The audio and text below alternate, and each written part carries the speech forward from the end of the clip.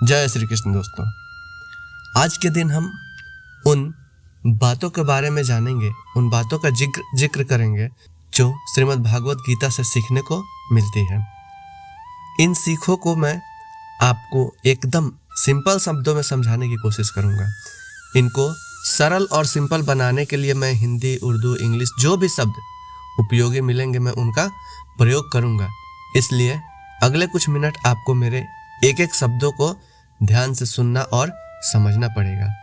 बिना समय बर्बाद किए बढ़ते हैं इतिहास के उस सबसे बड़े ज्ञान के खजाने की तरफ जो इस दुनिया की नहीं बल्कि इस सृष्टि के सबसे बड़े मोटिवेशनल स्पीकर भगवान श्री कृष्ण द्वारा दिया गया है और जिसको बड़ी आसानी से समझकर और आसानी से फॉलो करके कोई भी इंसान वह सब कर सकता है जो चाहता है। चाहे सफलता पाना हो, चाहे मैनेजमेंट सीखना हो, चाहे खुशी पाना हो या चाहे अपनी जिंदगी बेहतर बनाना हो।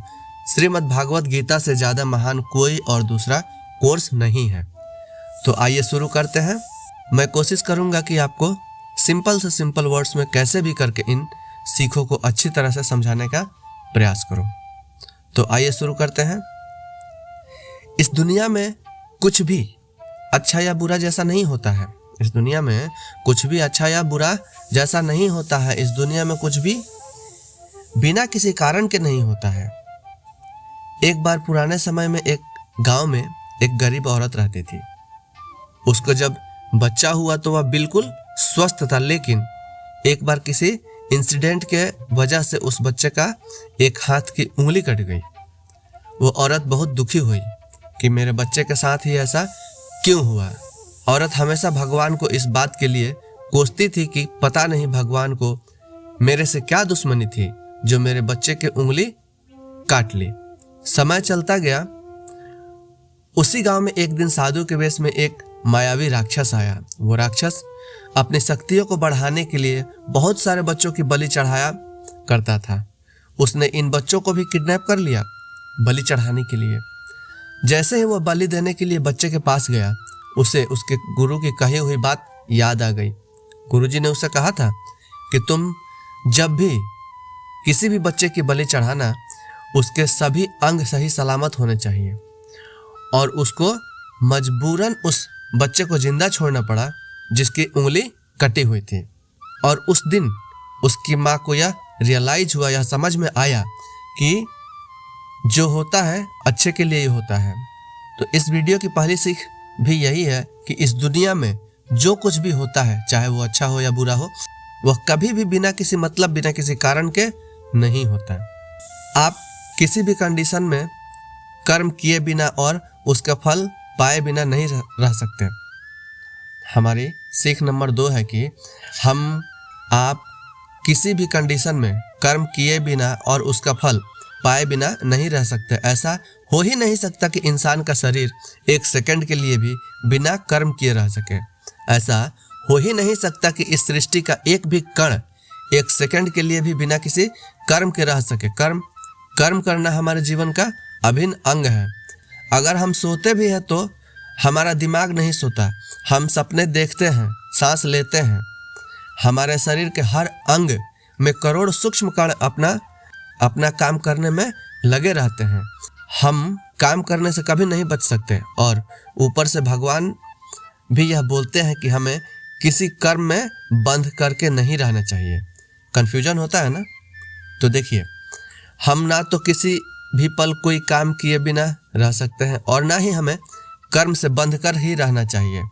कहने का तात्पर्य यह है कि हम जो भी करते हैं वह यह मानकर करें कि करने वाला मैं नहीं बल्कि करने वाला तो वह ऊपर वाला है, यानी भगवान। मैं तो केवल एक निमित्त मात्र हूँ, एक कारण मात्र हूँ। मैं तो केवल एक कारण हूँ उस कार्य को करने का। इस काम को मैं नहीं कर रहा बल्कि यह काम मेरे द्वारा कराया जा रहा है। और जब हमारी सोच इस लेवल की होगी तो हमें कभी भी कोई भी दुख नहीं मिलेगा, हमें कभी घमंड नहीं होगा और हमें कभी पश्चाताप भी नहीं होगा। सीख नंबर 3, दूसरों का गुलाम रहकर खुश रहने के बजाय आज़ाद होकर खुद के दुखों का सामना किया जाना चाहिए।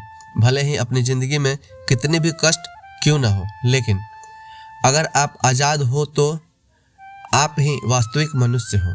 श्रीमद् भागवत गीता में गुलामी को मौत से भी बदतर बताया गया है, जो कि बिल्कुल सत्य है। इंसान किस किस का गुलाम नहीं है, इंसान किस किस का गुलाम नहीं है, वह अपने विचारों का, अपने दिमाग का। आज हम इस आधुनिक युग में स्मार्टफोन के गुलाम हैं। कहीं काम कर रहे हैं तो किसी के गुलाम होकर काम कर रहे हैं।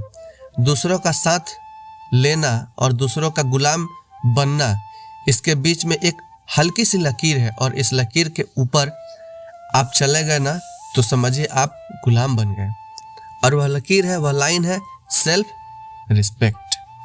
जब तक इंसान अपनी सेल्फ रिस्पेक्ट बना करके कोई भी काम करता है ना, तब तक वह आज़ाद रहता है। लेकिन जब वह किसी के सामने इतना गिर जाता है कि उसकी सेल्फ रिस्पेक्ट खत्म होने लगती है, तो उसकी लाइफ समस्याओं से घिर जाती है और वह गुलाम बन जाता है।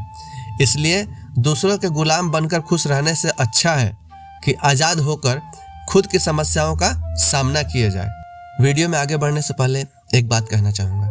अगर आप लोगों को हमारी वीडियो पसंद आती हो, अगर हमारी वीडियो, हमारे बातों से आपकी ज़िंदगी में कोई भी फर्क पड़ता हो, कोई बदलाव आता हो, तो प्लीज़ हमारी वीडियो को शेयर करें, लाइक करें, और अगर चैनल पर नए हैं तो सब्सक्राइब करके बेल आइकन को ऑल पे सेट करना ना भूलें।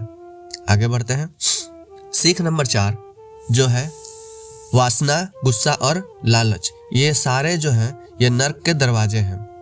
डिजायर, बिना किसी मकसद के तो हम जिंदगी जी नहीं सकते। देखो, अगर मकसद पूरा करने के लिए हमारे मन में डिजायर होना बहुत ज़रूरी है, लेकिन जब वह मकसद केवल और केवल खुद तक ही सीमित होकर रह जाए और आपको इस बात से कोई फर्क नहीं पड़ता कि आपकी डिजायर की वजह से सामने वाले का कितना नुकसान हो रहा है, तो फिर वह डिजायर न बहुत दुख देने वाली बन जाती है, क्योंकि कभी ना कभी उसके गलत नतीजे का मुकाबला आपको करना ही पड़ेगा।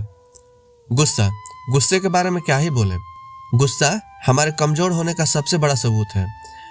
जो इंसान बहुत ज़्यादा गुस्सा करता है ना, तो वह बहुत ज़्यादा कमज़ोर होता है। ठीक है, अगर किसी के अच्छे के लिए आपने गुस्सा की, एक्टिंग कर ली, तो वो समझ में आता है। लेकिन यह क्या बात हुई कि बीपी हाई हो गया, आंखें लाल हो गई, पसीना आ गया, आप पूरे आउट ऑफ कंट्रोल हो गए। लालच, एक समय की बात है, सोने की मुर्गी वाली कहानी तो आपने सुनी होगी ना।